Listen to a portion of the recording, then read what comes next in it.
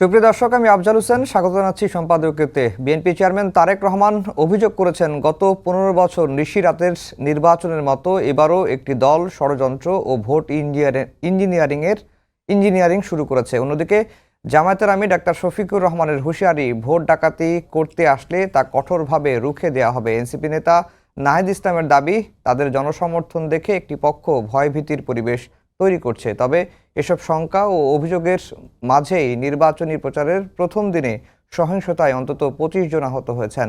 প্রাসঙ্গিক বিষয় নিয়ে আমাদের আজকের সম্পাদকীয় ভোটের প্রচারণায় পরস্পরের সমালোচনা। আর এসব নিয়ে কথা বলতে আমাদের স্টুডিওতে উপস্থিত আছেন ডাক্তার জাহিদুর রহমান, রাজনৈতিক বিশ্লেষক, এবং গোলাম মাওলা রনি, রাজনৈতিক বিশ্লেষক। দর্শক, আপনারা এই আলোচনায় অংশ নিতে পারেন, এজন্য আপনাদের ফোন করতে হবে টেলিভিশনে দেখার নম্বরে, এছাড়া ফেসবুকের মাধ্যমে আপনাদের মন্তব্য পাঠাতে পারেন। আলোচনা শুরুতেই জানিয়ে দেব এখনকার প্রধান শিরোনামগুলো। বিএনপি ক্ষমতায় গেলে ভাষণ থেকে বস্তিবাসীর পুনর্বাসনের প্রতিশ্রুতি তারেক রহমানের। দেশ পুনর্গঠনে গণতন্ত্র প্রতিষ্ঠার আহ্বান। নিজ আসনে জনসভায় ভোট চাইলেন ধানের শীষে। উত্তরবঙ্গে জনসভা দিয়ে প্রচারণার মাঠে 10 দলীয় ঐক্য। কেউ ভোট ডাকাতির চেষ্টা করলে রুখে দেওয়ার হুঁশিয়ারি জামায়াত আমিরের। জয় পেলে সবাইকে নিয়ে সরকার গঠনের প্রতিশ্রুতি। ছুটির দিনে নির্বাচনী প্রচারণায় উৎসবের আমেজ, পাল্টাপাল্টি অভিযোগে রাজনীতির মাঠে উত্তাপ। পাড়া মহল্লায় চষে বেড়াচ্ছেন প্রার্থীরা, উন্নয়নের প্রতিশ্রুতি দিয়ে মন জয়ের চেষ্টা। নির্বাচনে পোস্টার না থাকায় অনলাইনে নতুন চ্যালেঞ্জ। সামাজিক যোগাযোগ মাধ্যমে ভুয়া তথ্য, এআই এর অপব্যবহারের ঝুঁকি। প্রার্থী ও ভোটারদের মধ্যে বাড়ছে উদ্বেগ। এবং রমজানের আগেই অস্থির রাজধানীর নিত্যপণ্যের বাজার। 7 দিনে ব্রয়লারের দাম বেড়েছে কেজিতে 20 থেকে 30 টাকা। বাড়ছে সব ধরনের চালের দাম, ঊর্ধ্বমুখী ডাল ও চিনিও। দর্শক, শিরোনাম শুনছিলেন। আমরা আজকের আলোচনার বিষয় দিয়েছি ভোটের প্রচারণায় পরস্পরের সমালোচনা। রনি ভাই, আপনাকে দিয়ে আলোচনা শুরু করি। এই যে 2 দিন হলো নির্বাচনের প্রচারণা শুরু হয়েছে, তারেক রহমান গতকালকে সারাদিনে 7টি সমাবেশে তিনি বক্তব্য দিয়েছেন। আজকেও ভাষণ থেকে নির্বাচনী জনসভায় বক্তব্য দিয়েছেন এবং ধানের শীষের পক্ষে ভোট চেয়েছেন। অন্যদিকে উত্তরাঞ্চলে জামায়াতের আমির 10 দলীয় ঐক্য, তারা নির্বাচনের প্রচারণা শুরু করেছেন। এবং এখন পর্যন্ত এই 2 দিনে প্রচারণা শুরুর পরে পরিবেশ কেমন দেখছেন? আসলে উভয় পক্ষের যে কথাবার্তা শুনে খুব মজা লাগছে। আচ্ছা, ব্যতিক্রম, অসাধারণ তাদের সেই অবস্থা। আমাদের ধারণা ছিল যে তারেক রহমান সাহেব বাংলা ভুলে গেছেন। এখন তিনি মাঠে ময়দানে দেখা যাচ্ছে যে আমরা যেভাবে কথাবার্তা বলি প্রতিপক্ষকে ঘায়েল করার জন্য, ঠিক ওইভাবেই তিনি কথা বলছেন। যেখানে আব্বাসি হওয়া দরকার, যেখানে ওই জুনায়েদ হাবিবি হওয়া দরকার, বা যেখানে ওই রাশ্মিকা মান্দানার ওই হুজুরের যেন নাম যেন কি, আমির হামজা, যখন যে মঞ্চে যে ধরনের ডায়ালগ দরকার, স্থানকাল পাত্র ভেদে তারেক রহমান সাহেব ঠিক সেই রকম ডায়ালগ দিচ্ছেন। এটা আমার কাছে খুব অসাধারণ লাগছে। উনি যেখানে ধর্মকে ব্যবহার করা দরকার, যেখানে প্রতিপক্ষকে গুপ্ত বলা দরকার, যেখানে চোর বলা দরকার, যেমন রাতের ভোট প্রতিপক্ষের মতো রাতের ভোট যখন ইন্ডিকেট করছেন, তিনি সঙ্গত কারণে জামাতকে চোর বলার চেষ্টা করছেন। তো এই যে আকার ইঙ্গিতে অসাধারণ সব রাজনীতির যে ঢিল ছুঁড়ে দেওয়া হচ্ছে প্রতিপক্ষ, এটা আমার কাছে ভালো লাগছে। এবং আমাদের ভোটাররা ঠিক এরকমই পছন্দ করে। ভোটের ময়দানে এরকম একটা টানটান উত্তেজনা, একে অপরকে কথাবার্তা বলবে। এর আগে একবার মনে হলো যে যেমন আমাদের পশ্চিমবঙ্গে বিধানসভাতে জ্যোতি বসু এবং মমতা ব্যানার্জি, এই দুজনের মধ্যে ভীষণ ঝগড়া লাগলো। একজন আরেকজনের ধুতি খুলে ফেলবে, কাপড় খুলে ফেলবে, এই ধরনের কথাবার্তা। তো রাজনীতির ময়দানে এই উত্তেজনাটা। কিন্তু 25 ডিসেম্বর তারেক রহমান যখন ফিরলেন এবং ফেরার পরে নির্বাচনী প্রচারণা শুরুর আগে তিনি যে বক্তব্য দিয়েছেন এবং নির্বাচনী মাঠে এখন যে বক্তব্য দিচ্ছেন, অনেকেই বলছেন যে তারেক রহমানের ধরনের বক্তব্য না দিলেও পারেন, সমাজে আরো বিভাজন তৈরি করছে। না, যারা বুঝেন না তারা এই ধরনের বোকাস কথাবার্তা বলেন। বরং তারেক রহমান সাহেব বিদেশে এসে যে গান্ধীবাদী বক্তব্য দিয়েছেন, এতে যারা রাজনীতি বুঝেন, ইলেকশন যারা বুঝেন, তারা চিন্তা করছেন যে একে দ্বারা হবে না, একে দ্বারা হবে না। আর এখন মাঠে যেগুলো বলছেন, আপনি চিন্তা করেন জামাতের আমির, মাথায় টুপি, মুখে দাড়ি, সফেদ পাঞ্জাবি, একেবারে সাক্ষাৎ হুজুর, সে কোকিল কিভাবে ডাকে কুক কুক কুক করে, এইভাবে সে মঞ্চে প্রতিপক্ষকে টিটকারি করছে। তো রাজনীতিটা কোথায় চলে গেছে? ওনার মুখ দিয়ে তো এই ধরনের কথা, ওটা নিয়ে আবার ছেলেরা তারা আবার গান বানিয়েছে, দুষ্টু কোকিল নাচের একটা গান আছে না, ঠিক সেই রকম। এখন ওনাকে এই পর্যায়ে নিয়ে গেছে। আর উনি আবার কি করছে, ওনাকে চোর বলা হয়েছে বা ওনার দলকে রাতের ভোটের মানে চুরি করতে চাচ্ছে আগের ফ্যাসিবাদের মতো। তখন সে ডাইরেক্ট বলল যে যদি ডাকাতি করতে আসে কেউ, মানে দিনে দুপুরে, মানে তারা রাতে করবে, তো ওরা বলে যে আমরা তো রাতে করবো, ভালো, আমাদের তো লজ্জা আছে। আর যারা ডাকাতেদের তো লাজ লজ্জা না, এরা দিনে দুপুরে আসে রামদা নিয়ে হারে রে রে রে এই কথা বলে বলে আসে। তখন জামাত বললো যে তোমরা যদি দিনের বেলায় হারে রে রে করে ডাকাতি করতে আসো ভোটে, তাহলে জান নিয়ে যেতে পারবা না। তো এটা আসলে রাজনীতির যে মাঠ, এটা দ্বিতীয় দিনে এটা বেশ জমে উঠেছে। এখানে যা কিছু হচ্ছে এখনো পর্যন্ত আমার কাছে মনে হচ্ছে স্বাভাবিকই আছে, অস্বাভাবিক নেই। এর মধ্যে আমরা অনেক নীতি কথা বলতে পারি, যে এই কথা উনি বললেন কেন, উনি সারাদিন অজু করে থাকেন, উনি তসবির হাতে ঘুরে বেড়ান, ওনার আতরও মাখেন গায়ে, তার মুখ দিয়ে এই ধরনের কথাবার্তা মানায় না। আবার তারেক রহমান সাহেব ইংল্যান্ডে ছিলেন, উনি 17 বছর লন্ডনে বসে কি শিখে আসলেন, এই ওনার শিক্ষা, এই ওনার দীক্ষা, আমরা এই জাতি ওনার কাছে কি পাবো? এগুলো আমরা আছি, আমি আছি, জাহির সাহেব আছেন, আপনি আছেন, আমরা এখানে বসে বসে টেলিভিশনে আফসোস করতে পারি, কিন্তু মাঠে ময়দানে গিয়ে দেখেন তারেক রহমান সাহেবের মঞ্চে যারা আছে তারা বলতেছে নেতা এইরকমই তো দরকার, নেতা ওরে বাবা রে বাবা, লিডারই যেমন। তারপর শেষে সে ওই যে বিভিন্ন লোককে, মানে সে একটা কেটস পরে ঘুরে বেড়াচ্ছে, কেটসের নিচের একটা অংশ লোকজন বলছে দেখো লন্ডনে এই জুতাটা পরছে ছিঁড়ে গেছে, পরে আবার অন্য পক্ষে বলছে এটা ছিঁড়ে নাই, এটা স্টাইল, মানে এইটার যে মডেলটা এইরকম। আবার উনি ওই মঞ্চে একজন বুড়া মানুষকে নিজের চেয়ারে বসতে দিচ্ছেন, মহিলাকে মাইক ধরায় দিচ্ছেন, সবাই বলছে সেগুলো সব প্রি অ্যারেঞ্জড, আগে থাকতে এই নাটকগুলো তৈরি করার জন্য মঞ্চে সেই কাজগুলো করছে। What ever maybe, does not matter. এই যে তিনি একটা কাজ করছেন, প্রতিপক্ষ সেটা খুদ ধরার চেষ্টা করছে। তো এটার মধ্যেই রাজনীতি এবং এটার মধ্যেই গণতন্ত্রের সৌন্দর্য। It's okay, quite okay. জি জাহিদ ভাই, এখন পর্যন্ত নির্বাচনের পরিবেশ স্বাভাবিক দেখছেন রনি ভাই, এবং জমজমাট হচ্ছে এটি বলছেন। আর এই যে বিএনপি এবং জামাতের মধ্যে যে পরস্পরের সমালোচনা, আমরা দেখলাম যে কোনো দলই কিন্তু কোনো দলের নাম নিচ্ছেন না, কিন্তু সমালোচনা ঠিকই করছেন। এটি আসলে কি বার্তা দেয়? জনগণ কি আসলে এটাই চায় কিনা? রনি ভাই বলছেন যে মাঠের জনগণ আসলে এই ধরনের বক্তব্যই চাও। জনগণ যদি গণতন্ত্র চায় এটা হবে। আপনি রনি ভাইকে বলছিলেন যে এটা বিভাজন তৈরি করছে কিনা। আমি যদি এভাবে বলি, গণতন্ত্র মানেই আসলে বিভাজন তৈরি করা, বিতর্ক তৈরি করা, বিভাজন টু সাম এক্সটেন্ট। কেন বলি, দেখুন আমার টার্গেট কি থাকে। রনি ভাই নিজে নির্বাচন করেছেন, উনি খুব ভালো মতো জানেন। উনি জনগণের কাছে ভোট নিতে চেয়েছেন, উনি চেয়েছেন একটা সংখ্যার ভোটারকে ওনার পক্ষে নিয়ে আসতে, ভোট দেওয়াতে। রনি ভাই চেষ্টা করেছেন যে আমি কেন ভালো, আমি কি কি করবো সেটা, প্লাস আমার বিপক্ষে যিনি আছেন তিনি এবং তার দল কেন খারাপ। সো এই বিভাজনটা আসলে গণতন্ত্রই।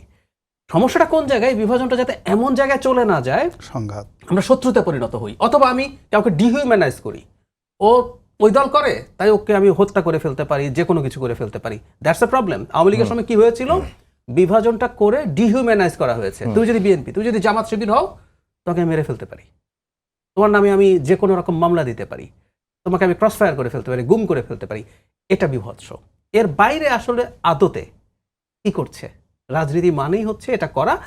এখন পর্যন্ত সোফার এই যে বললেন যে দলের নাম নিচ্ছেন না, এটাও তো আমাদের একটা বিরাট সংস্কৃতির উন্নয়ন বলে মনে করি। আমরা আগে দেখেছি মানে গণতান্ত্রিক দলগুলো পরস্পরের নাম নিয়ে, নেতা নেত্রীর নাম নিয়ে অত্যন্ত কঠোর ভাষায় বক্তব্য দিচ্ছেন। সো এটাও আমার কাছে তুলনামূলকভাবে বেশ উন্নয়ন বলে মনে হয়। আর একটা কথা মনে রাখা দরকার আছে, আমরা একটা গণঅভ্যুত্থান পরবর্তী সময়ে আছি। গণঅভ্যুত্থান পরবর্তী সময়ে যেটা হয়, তার আগে আমরা দীর্ঘ একটা সময় স্বৈরাচারী ব্যবস্থার মধ্যে ছিলাম। যখন স্বৈরাচারী ব্যবস্থার মধ্যে আমরা থাকি, আমরা গণতন্ত্র চাই বটে, এখন স্বৈরাচারী মানসিকতা ঢুকে যায়। যখন ঢুকে যায়, আমরা গণতান্ত্রিকভাবে এনগেজ করার জন্য যা যা শিখতে হয়, এটা কিন্তু একটা শিক্ষার ব্যাপার। গণতন্ত্র কিন্তু একটা কালচার, আমরা প্রায় বলি এটা সোসাইটিতেও থাকতে হয়। সেটা থেকে আমরা আস্তে আস্তে দূরে সরে যাই। এখন সেটা আস্তে আস্তে চর্চার মাধ্যমে বছরের পর বছর আসবে, কিন্তু আমাদের ইমিডিয়েটলি আফটার যে নির্বাচনটা হচ্ছে তাতে যতটুকু হচ্ছে কথার লড়াই বা সত্যি সত্যি সংঘর্ষ বা এসব যা হচ্ছে, এগুলো যে খুব নিয়ন্ত্রণের বাইরে কিছু হচ্ছে আমি মনে করি না। আমার কাছে বরং মনে হয় এগুলোর এক ধরনের ট্র্যাকশন আছে মানুষের কাছে। এই যে নেতার কথা বলছেন, শুধু স্টেজে যারা আছে তা না, আমি মনে করি ভোটাররাও একজন শক্তিশালী নেতা দেখতে চায়। সেই কারণেই আমার মনে হয় স্টিল কোয়াইট ওকে। জি রনি ভাই, আজকে জাতীয় নাগরিক পার্টির যে মুখপাত্র আসিফ মাহমুদ সজীব ভুইয়া, তিনি বলছেন যে তারা দেখতে পাচ্ছেন যে ভোটের যে পুরনো হিসেব নিকেশ সেটি আসলে বদলে যাবে বা বদলে যাচ্ছে। মাঠের পরিস্থিতি কি তাই কিনা? জি, মাঠের পরিস্থিতি তাই বদলে যাচ্ছে। এখানে দুটো গ্রুপ আছে। প্রথম গ্রুপ হলো আওয়ামী লীগ। আওয়ামী লীগের যারা ভোটার তারা আসলে কিভাবে অ্যাক্ট করবে, তারা কি জামাতকে দেবে না বিএনপিকে দেবে? এখনো পর্যন্ত যেটা ক্লিয়ার বোঝা যাচ্ছে, ফার্স্ট তারা সেই কাজটি করবে। তারা এই বিএনপি এবং আওয়ামী লীগের যারা প্রার্থী তাদের মধ্যে যাতে দ্বন্দ্ব, সংঘাত, গণ্ডগোল লেগে যায়, এই ধরনের বুদ্ধিবৃত্তিক ক্ষেত্রে চক্রান্ত করবে। 2 নম্বর হলো যখন তারা দেখবে যে নির্বাচন হয়েই যাচ্ছে, তখন সেক্ষেত্রে তারা দেখবে যে মানে কোন দলকে ভোট দিলে তাদের জন্য ভালো হয়। এখন পর্যন্ত আওয়ামী লীগের যে সকল নেতৃবৃন্দ, তাদের মধ্যে সাবেক শিক্ষামন্ত্রী মিস্টার নওফেল, তিনি একটা সাক্ষাৎকারে বলেছেন যে আমরা তো আসলে গত 15 বছর ধরে জামাতকে খুব ডিস্টার্ব করেছি, অমানবিক আচরণ করেছি, অথচ আমার বাড়িঘর পোড়ানোর ক্ষেত্রে বিএনপি যে ভূমিকা নিয়েছে সেটা জামাত বাধা দেওয়ার চেষ্টা করেছে। এটা সারপ্রাইজিং। তো কার জন্য আমরা তো তাদের সাথে ভালো ব্যবহার না করে পারবো না। এবং অনেক জায়গাতেই যে কাজ করছে, যে মামলাগুলো হয়েছে, বিএনপি লোক মামলা করেছে, জামাত গিয়ে সেই মামলা থেকে তাদেরকে রক্ষা করার জন্য টাকা দিয়েছে, পয়সা দিয়েছে। এই যে কাজগুলো ডিপ্লোম্যাসি তারা করছে, যে কাজটি এখন পর্যন্ত বিএনপির কোনো লোক করেনি, এখন পর্যন্ত করেনি। আওয়ামী লীগের যারা ভোটার আছে তাদেরকে মান ভাঙানো, অভিমান ভাঙানো, এই কাজটি করে। ফলে আওয়ামী লীগের ভোটাররা যেদিকে মুভ করবে ওই দিকে মানে যতই আপনি তাকে দুর্বল ভাবেন না কেন, সেটা ভোটের ফলাফল সেই দিকে যাবে। এগুলো 1। 2 নম্বরে নারী ভোটার। নারী ভোটারটা আমি আমার নিজের অভিজ্ঞতা থেকে বলছি, নারীদের মধ্যে যারা নতুন ভোটার হলো তারা সবসময় ইয়াং প্রার্থীদেরকে পছন্দ করে, ইয়াং ভোটারে ইয়াং পছন্দ করে, এবং যাদের চেহারা ভালো, ভীষণ রকম মানে একটু মানে চেহারাটা স্রোত ভালো, নারীরা তাদেরকে ভোট দেবে। আমাদের সময়টাতে আমি যখন সাবের ভাই দাঁড়ালো, ওরে বাবা, মেয়েরা পাগল হয়ে গেলো সাবের ভাইকে ভোট দেওয়ার জন্য। আমি নিজেও মেয়েদের অনেক ভোট পেয়েছিলাম। যাই হোক, এনিওয়ে, যদি আমার চেহারা তো ভালো না আর কি, আমি অনেক ভোট পেয়েছিলাম নারীদের। তো এরকম একটা নারীদের একটা ব্যাপার আছে। 2 নম্বর হলো এইবার ইসলামাইজেশন নিয়ে, কোরআন নিয়ে, হাদিস নিয়ে, জান্নাত নিয়ে যা কিছু হয়েছে, মানে আমাদের হয় কি, এই ঢাকা শহরে আমার বাসা ধরেন ঢাকার একটা অভিজাত এলাকাতে, তো অভিজাত এলাকাতে এক ভদ্রমহিলা এই আধুনিক শিক্ষায় শিক্ষিত, সে বাসাটা ছেড়ে দিবে। 2 মাস হয়ে আসছে। এর কারণ হলো তার কাছে মনে হয়েছে এই বাসায় ভূত আছে, এই বাসায় ভূত আছে। এবং তার হাজব্যান্ড উচ্চশিক্ষিত, সে উচ্চশিক্ষিত, ছেলে মেয়ে নিয়ে সেই বাসায় ভূত আছে। তারপর সে বিভিন্ন হুজুর আনছে, হুজুর আনার পর হুজুরা বিভিন্ন তাবিজ ঠাবাজ করছে, তারপর ভূত যায় না। তারপর হুজুরা বলল যে আপনার যে উপরের তলায় এক হিন্দু থাকে, যেখানে হিন্দুরা আছে ওখানে ভূত থাকবে। এই জন্য সে হিন্দুদেরকে তো আড়াতে পারছে না, এই জন্য সে বাসা ছেড়ে দিয়ে অন্য একটা বাসায় বাসা ভাড়া আসবে। আমার নিজের শোনা কথাই, জাস্ট এই গতকাল পরশুর ঘটনা, আমার স্ত্রীর কাছে শুনে আমি অবাক হয়ে গেলাম যে এরা আমার বাসায় ভাড়া নিতে আসছে। আপনি বোঝার চেষ্টা করুন যে নারীদের মন কোন পর্যায়ে আধুনিক কালে আছে। এখনও বান মারা, তাবিজ দেওয়া। আপনি যে কোনো একটা নারীকে যদি খালি একটু ফু দিয়ে দেন যে জ্বলে যাবি, মরে যাবি, জাহান্নামে যাবি, মুহূর্তের মধ্যে দেখবেন যে সর্বনাশ হয়ে গেছে। তো এই কাজটি ম্যাটিকুলাসলি এত চমৎকারভাবে হচ্ছে, এবং গত 17 মাস ধরে বিএনপি যে সময় নির্বাচনের নাম নেয়নি, সেই 17 মাস ধরে সারা বাংলাদেশে নারীদের মধ্যে জামাত যেভাবে পৌঁছে গেছে, এই নারীরা যে ভোটের দিন কী আচরণ করে আমরা এখন পর্যন্ত বলতে পারি না। 3rd, যারা নতুন ভোটার, একেবারে 30-এর নিচে যাদের বয়স, নতুন ভোটার। এবং এখন আপনি দেখেন ঢাকা বিশ্ববিদ্যালয়, বিভিন্ন বিশ্ববিদ্যালয়, সব জায়গাতেই মানে ইভেন ফেসবুক আপনি দেখবেন যে একটা প্রো লিবারেশন ফোর্সের পরিবর্তে অ্যান্টি লিবারেশন ফোর্স, ইসলামী ফোর্স, প্রো পাকিস্তান ফোর্স, এটা তরুণদের মধ্যে প্রবল থেকে প্রবল আকার ধারণ করছে। এখন এটাকে আপনি কি বলবেন, জিহাদি বলবেন না ফ্যানাটিক বলবেন না ফান্ডামেন্টাল বলবেন, ডাজ নট ম্যাটার, কিন্তু এই জিনিসটা কিন্তু প্রচণ্ডভাবে মানে বিস্তার লাভ করেছে, এবং এটার নেতৃত্বে আছে জামাত। ফলে তরুণ ভোটার, নতুন ভোটার, মহিলা ভোটার, এবং তার সঙ্গে সঙ্গে জামাতের যে প্রার্থী যাদের চেহারা স্রোত, দে আর ভেরি ডেঞ্জারাস, চেহারা স্রোত ভালো, তারা very dangerous for the opposition. তো যার জন্য ভোটের ময়দানে যদি ওই হঠাৎ করে নাটকীয় কিছু ঘটে যায়, তাহলে বিএনপির কপাল থাপড়ানো ছাড়া আমি এখন পর্যন্ত কিছু দেখতেছি না। এই কারণ হলো ওরা 17 মাস ধরে যে প্রস্তুতি নিচ্ছে নির্বাচনের জন্য, আর এই যে এখন যে কাজটি করবে, এই কাজের জন্য তাদের প্রস্তুতি ছিল 2009 সন থেকে। তাদের উপর জুলুম হয়েছে, অত্যাচার হয়েছে, জেল হয়েছে, ফাঁসি হয়েছে, কিন্তু তারা সবসময় একটা স্বপ্ন দেখেছে যে স্বপ্নে তারা ঢাকা বিশ্ববিদ্যালয় দখল করবে, জগন্নাথ দখল করবে, এবং জাহাঙ্গীরনগরে তারা যে মানে জয়লাভ করেছে, এটা তো আমি নিজেও স্বপ্নে কল্পনা করতে পারিনি। But that happened. জি রনি ভাই, আপনার কাছে আবার আসবো। যেটি রনি ভাইয়ের কাছে প্রশ্ন করেছিলাম যে ভোটের পুরনো হিসেব নিকেশ কি বদলে যাচ্ছে কিনা, রনি ভাই বলছে যে বদলে যাচ্ছে বা বদলে গেছে। এর 3টা কারণ তিনি বলেছেন, আপনার কাছে কি মনে হয়? আমি খুব বেশি বদলাবে বলে মনে করি না। রনি ভাই যেটা বলছেন এটা একটা প্রবাবিলিটি, এটা হতেও পারে, যুক্তি দিয়ে। হ্যাঁ নিশ্চয়ই, কিন্তু এটার পাল্টা জিনিসও হওয়ার সম্ভাবনা আছে। কেন বলি, আসলে আমরা বাংলাদেশে কি ঘটবে আসলে আমরা খুব ভালো যুক্তি দিয়ে প্রমাণ করা বলা কঠিন। প্রত্যেকটা স্পেকুলেশন যৌক্তিক স্পেকুলেশন। বহু বছর তো নির্বাচন হয় না আসলে, সুতরাং আমরা বলতে পারছি না। ধরুন স্টুডেন্টস ইউনিয়ন ইলেকশনগুলো কি প্রভাব পড়বে, আমরা কেউ বলতে পারেন পড়বে। ইয়াংরা ছাত্র শিবিরকে যখন পছন্দ করছে, জামাতকে পছন্দ করতে পারে। আর আমরা 73-এ জাসদের সর্বজয়ী ছাত্র সংসদ, কলেজ টলেজও সব জিতে গিয়েছিল। 73-এর নির্বাচনে চুরি টুরি করেছে, কিন্তু জাসদের একটা টপ লিডারদেরকে আমি জিজ্ঞেস করেছি আপনারা কয়টা সিটে জিততে পারবেন বলে মনে করেছেন, তারা বলছে 15টা। তো পাল্টাপাল্টি যুক্তি আছে, আবার হতেও পারে। আওয়ামী লীগ একটা বড় ফ্যাক্টর, আওয়ামী লীগের এখনো অ্যাটলিস্ট 20% ভোট আছে বলে আমি মনে করি। এখন এখানে যেটা হয়েছে যে বিএনপি আসলে মামলা করেছে তাদের বিরুদ্ধে, তাদের এক ধরনের ক্ষুব্ধতা আছে। জামাত অনেক আগে থেকে মামলা করে। ইনফ্যাক্ট এটা জামাতকে জিজ্ঞাসা করা দরকার, তারা তো টর্চার্ড হয়েছিল, তারা দাবি করে অন্তত একটা পর্যায় পর্যন্ত তারা মাঠে ছিল, বিশেষ করে 15 পর্যন্ত। এরপর তারা আসলে আর মাঠেও ছিল না। তারা মামলা করেনি কেন? তাদেরকে যারা অত্যাচার করেছে ন্যায় বিচার স্বার্থে তো মামলা করার দরকার ছিল। হয়তো তাদের ওই প্ল্যানটা ছিল যে আমরা তাদের সাথে এই নেগোসিয়েশনে যাব। এখন সেটার কতটুকু প্রভাব পড়বে দেখার আছে। আবার একই সাথে আওয়ামী লীগেরও কিছু মানুষ আছে যাদেরকে ইভেন শেখ হাসিনা বললেও আমি ব্যক্তিগতভাবে চিনি জামাতকে ভোট দিতে যাবে না। লিবারেশন ওয়ার এবং সেকুলার মানুষরা আছেন, তারা শেখ হাসিনা বললেও জামাতকে ভোট দিতে যাবে না। সো ওই ভোটটা কতটুকু স্প্লিট হচ্ছে সেটা একটা ব্যাপার।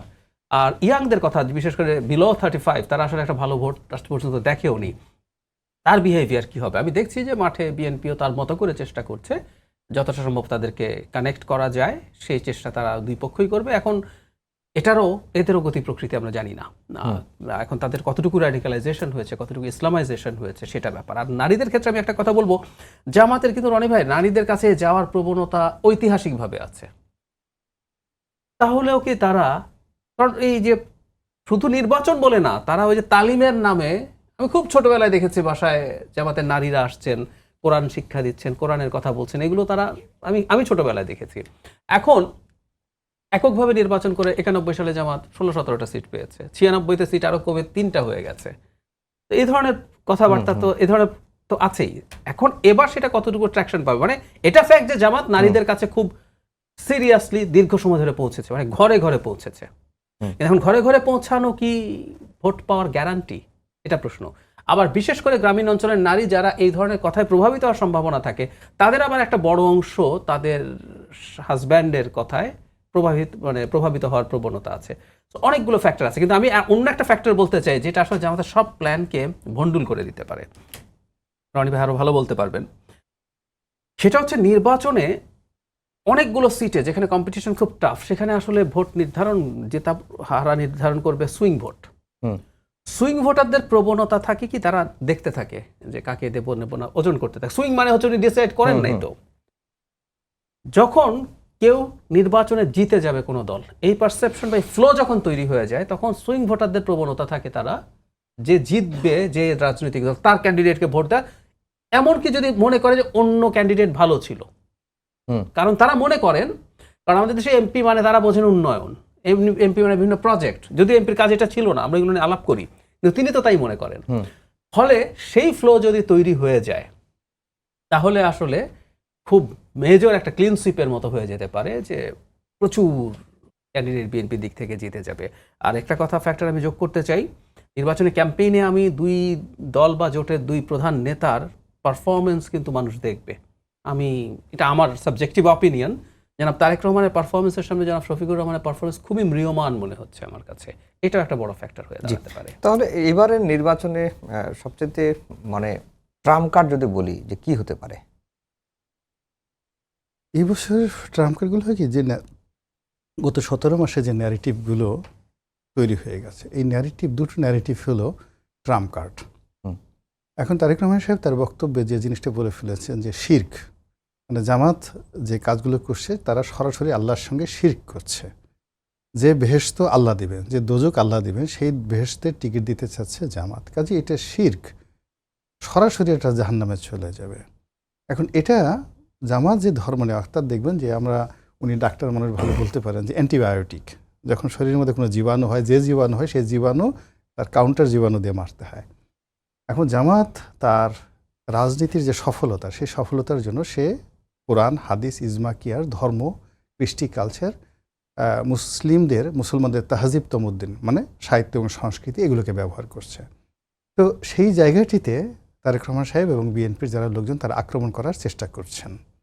এটা হবে বিএনপির জন্য ট্রাম্প কার্ড, 1 নম্বর ট্রাম্প কার্ড। এটা ছাড়া জামাতকে অন্য কোনোভাবে দমন করা যাবে না। অর্থাৎ জামাত যে মানুষের কোরআনের কথা বলছে, ধর্মীয় যে জায়গাতে আঘাত খুনছে, সেই জায়গাগুলোতে যদি তাদের মানুষের সেই বিশ্বাসের জায়গাটাকে ভেঙে তাদেরকে বলা হয় যে না, তারা শিরক করতেছে, তারা মুনাফেক, তারা কথা দিয়ে কথা রাখে না, তারা 71-এ ধর্ষণ করেছে, কাজে ওই মানে তাদের মধ্যে সেই দুষ্টবুদ্ধি এখনও আছে, তো যার জন্য এগুলো মানে জেনেটিক্যালি তারা এই কাজগুলো করছে, ফলে আবার সুযোগ পেলে আবারও তারা এই কাজ করবে না, এটা বলার মতো না। এরকমভাবে এইগুলো হলো বিএনপির ট্রাম্প কার্ড। আর জামাতের যে ট্রাম্প কার্ড, সেটাও কিন্তু জামাত আলটিমেটলি দেখাই দিয়েছে। চাঁদা পড়ে পল্টনে, চাঁদা যায় লন্ডনে, এক জালেম গেছে আর এক জালেম আসবে। তারপরে শেষ হলো নতুন ফ্যাসিবাদ, নয়া ফ্যাসিবাদ, এই কথাগুলো তারা বলছে।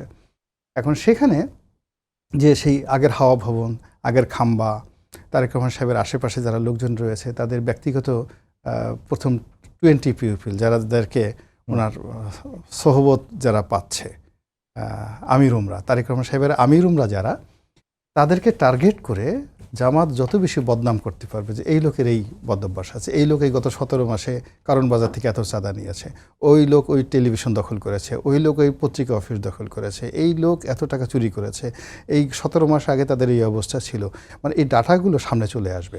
তো দেখা গেল যে তার আশেপাশে যদি এরকম 50 মানে 50 জন লোককে টার্গেট করে বাই নেম তারা এই জিনিসগুলো বলতে পারে যে এইভাবে, তো এই লোকগুলোর মাধ্যমে যদি তারেক রহমান সাহেব একটা সরকার গঠন করে, একটা দল পরিচালনা করে, সেখানে তো আগের সাথে খারাপ অবস্থা হবে। এইটাই হবে মূলত এখানে ট্রাম্প কার্ড। কিন্তু এখানে আগে যেভাবে হতো হুন্ডা, গুন্ডা, মারামারি, ভোট ব্যালট বাক্স ছিনতাই করা, চাঁদা, মানে এই যাকে বলে, এই জিনিসগুলো বোধহয় এই বছর সম্ভব হবে না। জি, রনি ভাই আপনার কাছে আবার আসবো। জাহিদ ভাই, একই প্রশ্ন আপনার কাছে, যে এবারের নির্বাচনে সবচেয়ে বড় ট্রাম্প কার্ডটা আসলে কি হতে পারে? আমার মনে হয় রনি ভাই যেটা বলেছেন আমি একেবারেই একমত। মানে দুই দলকে আসলে নেগেটিভলি আক্রমণ করে সেটা থেকে ফায়দা নিতে চায়। পলিসি নিয়ে তা না, বিএনপি কিন্তু তার পলিসি নিয়ে দীর্ঘদিন থেকে কথা বলছে, কিন্তু আপনি খেয়াল করেন এখন এটা ধামাচাপা পড়ে গেছে। ইনক্রিজিংলি হ্যাঁ, আপনি খেয়াল করবেন তারেক রহমান আসার পর থেকে, আমি নিজে প্রোগ্রামে ছিলাম, মিডিয়াকে নিয়ে আয়োজিত একটা প্রোগ্রাম হয়েছিল, সেখানে আমি ছিলাম। তো আমি ওখানে দেখলাম উনি কিন্তু ওনার বিভিন্ন পলিসি, উনি কোন সেক্টরে কি করতে চান সেই ধরনের কথাই বেশি বলতেন আসার পর থেকে। এর আগেও একটা প্রোগ্রামে আমি গিয়েছিলাম, সেখানে আমি একই অবস্থা দেখলাম। কিন্তু আস্তে আস্তে এটা আসলে ওই রকম উত্তেজনার দিকে চলে যাচ্ছে। এখন আসলেই পরস্পরের খুঁত বা দোষটাকেই প্রধান করে তোলার চেষ্টা করছে, এটাই আসলে ট্রাম্প কার্ডে পরিণত হচ্ছে। তবে যেটা খুবই দুর্ভাগ্যজনক আমি মনে করি, সেটা হচ্ছে আমরা পছন্দ করি বা না করি, ধর্ম মানে আইডিওলজি আলোচনায় ঢুকে গেল। এটাই হলো মেইন প্রবলেম। কারণ হচ্ছে রাজনীতি তো দুভাবে করা যায়। মানে আপনি রাজনীতি করতে পারেন আইদার ওয়েলফেয়ার বলে, আপনি জনগণকে বলতে পারেন আমি কিন্তু দুর্নীতি কমাবো, আমি সুশাসন দেব, আমি তোমাকে স্বাস্থ্য শিক্ষা এরকম করব, তুমি যদি বিপদে পড়ো আমি এটা করব, আমি এভাবে রাস্তাঘাট করব, এটা একটা রাজনীতি। আরেকটা রাজনীতি হচ্ছে ইডিওলজিক্যাল, ধর্মকে নিয়ে আসা বা রেসকে নিয়ে আসা। ওয়েস্টে কি হচ্ছে, রেসকে নিয়ে আসছে, হোয়াইট সুপ্রিমেসির রাজনীতি, আইডেন্টিটি পলিটিক্স। ভারতে হিন্দুত্ববাদ, আমার এখানে এখন দেখুন ইসলামকে নিয়ে এসে সেটা করার চেষ্টা করা হচ্ছে। আস্তে আস্তে দেখবেন এই দিকেই চলে যাচ্ছে। এতে বিপদ হচ্ছে আমরা ওই পয়েন্টে হয়তো শেষ পর্যন্ত ভোট দেব।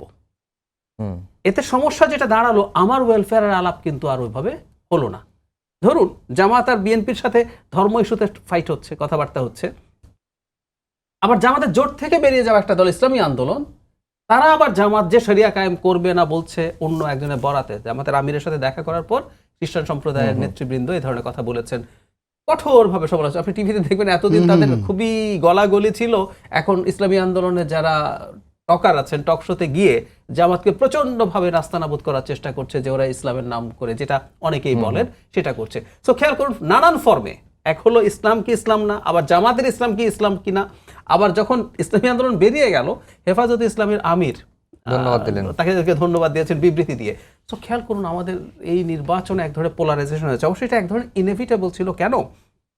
একদিকে বিএনপির সাথে দেখুন, বিএনপি নিজে একটা মধ্যপন্থী দল, তার সাথে বাম দল মধ্যপন্থী দল আছে, ডানপন্থী একটা দল আছে, ধর্মভিত্তিক একটা দল আছে, কিন্তু অল্প সিট, সুতরাং তারা থাকলেও ওরা আগেও ছিল। কিন্তু বিপরীতে আপনি যদি চিন্তা করেন যে জামায়াত ইসলামীর নেতৃত্বে আপনি যদি এনসিপি, এবি পার্টি এবং এলডিপি সিট ধরেন, ওগুলো টোটাল যদি বাদ দেন, বাকি যেসব সিট আছে এর মধ্যে ইভেন জামাতের চাইতে আরো বেশি রক্ষণশীল বা কট্টর ইসলামপন্থী দল আছে। তো যদি সেটা হয়ে থাকে, মানে এমন দল আছে যারা বলেন বাংলাদেশ, মানে তারা যদি ক্ষমতায় কোনোদিন যান, এককভাবে যদি হয়, বাংলাদেশের সবার ভোটাধিকার থাকবে না।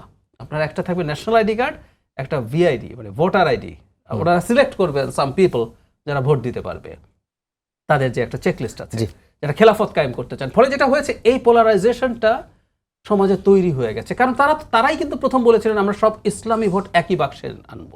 তো মানুষের সামনে যখন ইসলাম আসবে তখন খুব অনিবার্যভাবে এই ডিবেটটা আসবে, তোমার ইসলাম কি ইসলাম, তোমার ইসলাম কি সঠিক, তোমার ইসলাম কি সঠিক না, এই আলাপগুলো এখন ঢুকে গেছে। রনি ভাই, আরেকটা বিষয় একটু আলোকপাত করতে চাই, সেটা হচ্ছে যে ওয়াশিংটন পোস্টের একটি রিপোর্ট নিয়ে আলোচনা হচ্ছে আজকে।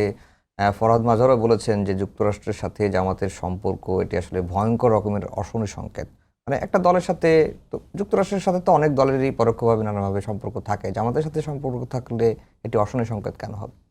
অশনি সংকেত এই কারণে যে যুক্তরাষ্ট্র যখনই কোনো রেডিক্যাল ইসলামিস্ট গ্রুপকে সমর্থন করে, তাদেরকে একটা লিবার্টি দেয়, সার্টেন লিবার্টি দেয় কিছু করার জন্য। আমরা আইএসের সাথে তাদের সম্পর্ক দেখেছি। তো তারা একটা নির্দিষ্ট তালেবানের সাথে ছিল, হ্যাঁ, আইএসের সাথে দেখেছি, তালেবানের সাথে দেখেছি, আর ওসামা বিন লাদেনের আল কায়েদার সঙ্গে তাদের সম্পর্ক দেখেছি। তো এই সম্পর্কগুলো তারা স্থাপন করে এবং পরবর্তীতে ওই দেশ, জাতি, সম্প্রদায়ের জীবনে মানে তছনছ হয়ে যায় সব কিছু। তো এই কারণে হয়তো ফরহাদ মাজার সাহেব এখানে বলতে পারে। কিন্তু ওই জায়গাটা থেকে জামাত বোধহয় বুঝতে পেরেছে, জামাত যেমন দেখুন তাদের এই দলটাকে অনেকটা আওয়ামী লীগের মতো একটা ধর্মনিরপেক্ষ রাজনৈতিক দল গঠন করার জন্য কিন্তু প্রাণান্ত চেষ্টা করছে। এখানে নারীদেরকে প্রাধান্য দিচ্ছে, হিন্দুদেরকে দিচ্ছে, এই যে মুক্তিযোদ্ধাদেরকে নিচ্ছে, মেজর আক্তারের মতো লোককে সেখানে নিচ্ছে। আপনি যদি কালকে যেতে চান, দেখলাম যে ওই জেসিন, কাজী জেসিন, তাকে অফার দেওয়া হয়েছে যে আপনি যদি আসেন তাহলে আপনাকে মানে এমপি পদে মনোনয়ন দেওয়া হবে। তো এরকম মানে তারা খুব লিবারেল হওয়ার চেষ্টা করছে। এখানে একটা ব্যাপার হলো কি যে এই মুহূর্তে যেভাবে জামাত ভার্সেস বিএনপি নির্বাচন হচ্ছে, আমার কাছে মনে হয় দুনিয়ার সবচেয়ে হ্যাপিয়েস্ট ম্যান এখন প্রধান উপদেষ্টার যে প্রেস সচিব শফিক সাহেব। এখন তার চেয়ে সুখী মানুষ আর নেই, এবং ডক্টর মোহাম্মদ ইউনূসও খুব সুখী। এর কারণ হলো যে এই সময়টাতে তারেক রহমান সাহেব versus doctor Shafiq, BNP versus Jamaat, এই কথাটার ভিতরে আসছে। এখানে কিন্তু আওয়ামী লীগের নাম কিন্তু গত 2 দিনে আসছে না। নো আওয়ামী লীগ অনেক চেষ্টা করছে, কিন্তু আওয়ামী লীগের নাম আসছে না। এমনকি চরমোনাইশ যে হুজুর তারা বের হয়ে গেল, তাদের নামও কিন্তু ওইভাবে কিন্তু আসছে না। জাতীয় পার্টির নামও আমরা কেউ নিচ্ছি না। এবং এটাই কিন্তু ডক্টর ইউনূস সাহেবরা চাচ্ছিলেন যে এনসিপি জামাতের যে ঐক্যটা হয়েছে সেটা বিএনপি সমপর্যায়ের সাথে তারা একটা লেভেল প্লেয়িং ফিল্ডে থাকুক। এবং সেখানে যে জরিপগুলো করা হয়েছে সেখানে 19-20 বা 30-31 এইগুলো দেখা যাচ্ছে। তো 30-31 হলে বাকিটা টান দিলে কিন্তু জামাতকে উঠে নিয়ে আসা যায়, এবং সেই কাজগুলো তারা খুব সুন্দরভাবে করছে। জি জাহেদ ভাই, একই প্রশ্নে আপনার মন্তব্য জানতে চাই যে যুক্তরাষ্ট্র জামাতের সঙ্গে বন্ধুত্বপূর্ণ সম্পর্ক করতে চায় এবং এটিকে ভয়ঙ্কর রকমের অশনি সংকেত বলছেন কবি চিন্তক ফরহাদ মাজার, কেন? আমি একেবারেই মনে করি না, আমি ওনার যুক্তি গ্রহণ করি না। যেমন ধরুন, জামাত তো দীর্ঘদিন থেকে আমাদের পলিটিক্যাল স্ফিয়ারে আছে, মানে জামাত অ্যাপারেন্টলি বলছি, ওনারা পরে কি করবেন আমি ওনাদেরকে বিশ্বাস করি না, ফ্র্যাঙ্কলি স্পিকিং। কিন্তু অ্যাপারেন্টলি তারা সাংবিধানিক রাজনীতি করেন, নির্বাচন করেন, ক্ষমতায় যেতে চান। আমেরিকা রাদার, এখন না, 9/11-এর পর জামাতের সাথে আমেরিকার দূরত্ব তৈরি হয়েছিল, কিন্তু এর আগে আমেরিকা রাদার জামাতকে শোকেস করেছে অনেক জায়গায়, যে তোমরা ইসলামী যেসব দেশ আছে, যে এই যে দেখো একটা দল আছে কনস্টিটিউশনাল পলিটিক্স করে। ওর যুক্তিটা ছিল এই ইসলামিস্টদেরকে যদি আমি কনস্টিটিউশনাল পলিটিক্সে ঢোকাতে পারি তাহলে সে অন্তত এক্সট্রিমিস্ট হয়ে যাবে না। আর বাংলাদেশে এখন আওয়ামী লীগ পরবর্তী সময়ে জামাত একটা শক্তিতে পরিণত হয়েছে, সুতরাং জামাতের সাথে এনগেজ করতে সব সুপার পাওয়ার চাইবে। ভারত কি জামাতের আমিরের সাথে বৈঠক করেছে? দেখতে গেছে না? ভারতের উনি পরে জানিয়েছেন প্রত্যেক দেশে এনগেজ করতে চাইবে। ভারত তালেবানের সাথে সম্পর্ক তৈরি করেছে না? এই তালেবান আসার পর আমেরিকার বিরুদ্ধে কি কঠোর হয়েছিল, সেই ভারত গিয়ে তালেবানের সাথে, এখন পাকিস্তানের সাথে $8 বিলিয়ন লস হয়েছে ভারতের, তারপরে গেছে গেছে পাকিস্তানের সাথে তালেবানের শত্রুতা আছে এখন, অবিশ্বাস্যভাবে একটা মারাত্মক ধর্মপন্থী গোষ্ঠীর সাথে ভারতের সম্পর্ক। ভাই 20 সেকেন্ড। তো তারা এই এনগেজমেন্ট চায়। শুধু এটা জামাত না, তারা বলেছেন যে তারা হেফাজতে ইসলাম, তারপরে ইসলামী আন্দোলনের সাথেও এনগেজ করতে চায়। এগুলো খুব স্বাভাবিক, আমি এটার মধ্যে খুব মানে খারাপ কিছু দেখি না। আমরা পৃথিবীতে বাস করি, এই পৃথিবীতে সুপার পাওয়ারদের সাথে আমাদের এনগেজ করতে হবে। দুজনকেই ধন্যবাদ জানিয়ে শেষ করছি আমাদের আজকের সম্পাদকীয়। আগামীকাল আবারও দেখা হবে একই সময়ে। শুভরাত্রি।